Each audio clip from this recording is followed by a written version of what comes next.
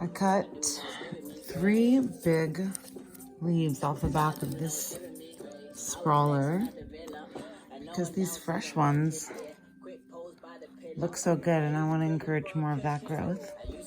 So we'll see what happens here.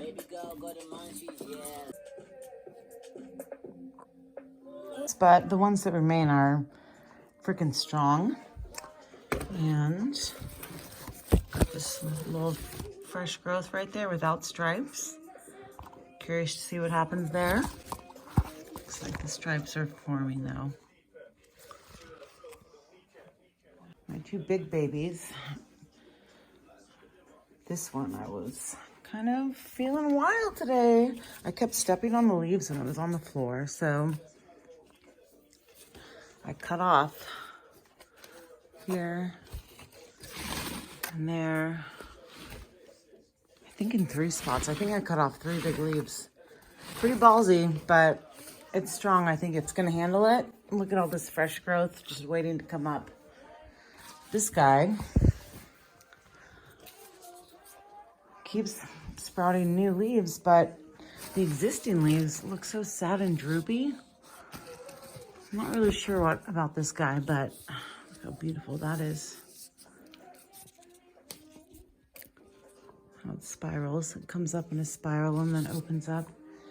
So I cut off a couple of these leaves too, the ones that looked the deadest, and I'm using these big old rocks to help prop it up. Otherwise, it just wants to plop over. And it still feels soft. It's just not like growing super a lot. This is my only remaining crop from what I grew outside over the summer. Everything else I harvested and just let it fall into the soil. Let's go over here. My cactus, where'd he go? Oh, careful. I repotted the cactus today, and in doing so, I lost 2 little nubbins. I really hope that he can handle this. I feel like he can. Cactuses are usually pretty strong. Oh my gosh, how cute is that? Seriously. So cute. That's so cute too.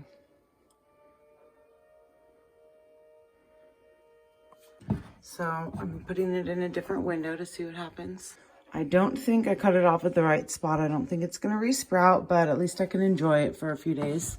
These are pieces that fell off with stems, so we'll see if they can propagate. But this plant really looks happier now. Let's go check that out. Oh yeah, this guy hanging out and enjoying some new soil. Yeah, I just want this to get really droopy and get some length to it. That would be so fun. So see what happens there. Next to this buddy, I also repotted this one today. I like it a lot better in this pot. Curious to see what happens when it really has a chance to spread out. It's another one from Jason. Love it. They just do a good job, man. These desert aloes just know how to stay alive. Look at all of this medicine just oozing out. I watered them, didn't repot them or anything. Jason taught me that aloes don't really like a lot of space. Did really well in the kitty's room in the last couple weeks.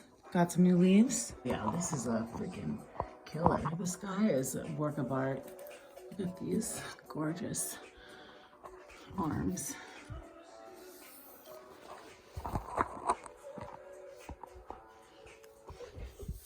I love this one.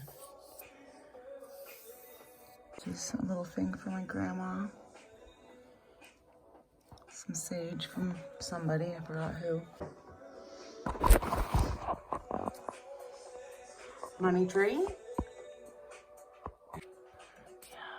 there you go. It's got these long, wonky arms.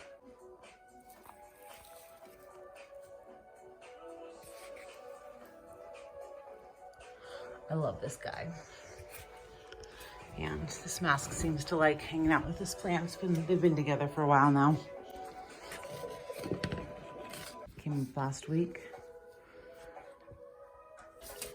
And then this one, I cut off some old leaves and then like 4 new ones sprouted up so fast. So, man, these are hardy guys and they just really respond to change well. What a beast. What a beautiful beast.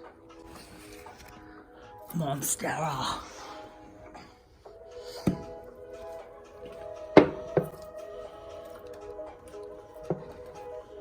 I don't know the name of this one either, but I cracked it right here and it almost snapped off, but then I put a stick in there to support it and it strengthened itself, continued to live, and sprouted a new little nubbin over here. So that's awesome. This is one of my favorite rocks in here because it has like a circle on it.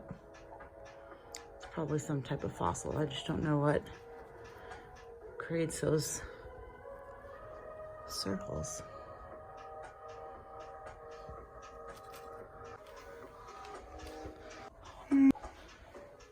It's doing great. A begonia. Yeah, it has like, I think it's called like, I think it has the word angel in its name because the leaves look like half of an angel wing. I had it sitting on the kitchen counter and it liked that beautiful maroon and like a, we'll see what happens here. Another ivy. This is less about the plant. I'm happy the plant is alive and growing because it is, but I just like I like the display in this one. Makes me happy, and this is where I light my incense. The ZZ plant.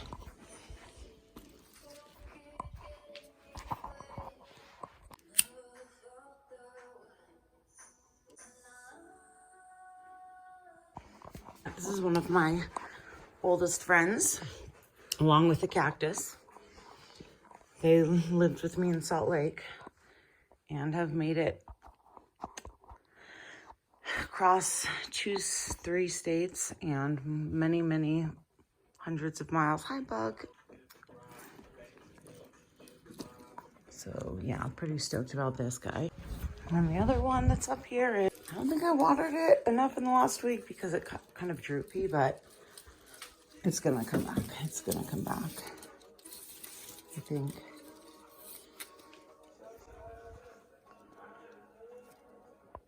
New growth. Piece of art. Part of my bone series.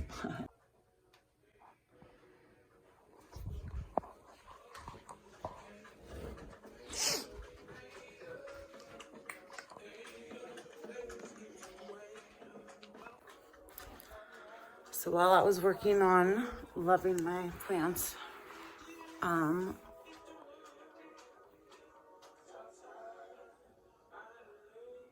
was thinking about the only way to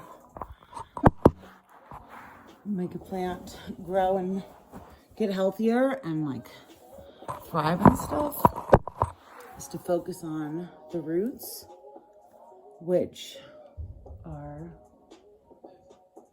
invisible to the human aesthetic eye because it's like covered up by soil, obviously. And you just like want your plants to just grow lots of big leaves, but if you really want to take care of them, you have to be patient and know that you're not going to see that sort of growth for a long time. And like when you're watering them, you don't want to just like water where the leaves are. You're like watering around the outside where the roots are and nourishing things that are invisible. And then like that takes time. And if all you do is think about like more like quick growth, then you're probably not doing a good enough job nourishing the roots. So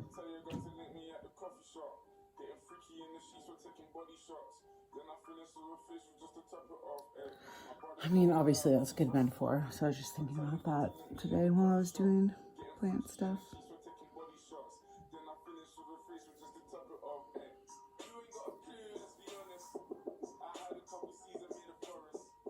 Hi, Bug.